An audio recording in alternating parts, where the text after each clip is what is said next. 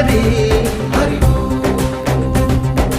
వైకుంఠేశ్వరి సిరికి నగరి అదిగో మహిమగిరి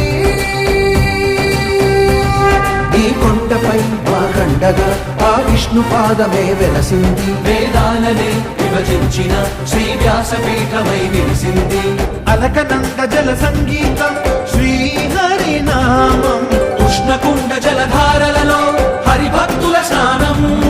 జ్ఞానం మోక్షం మొసగే వైకుంఠం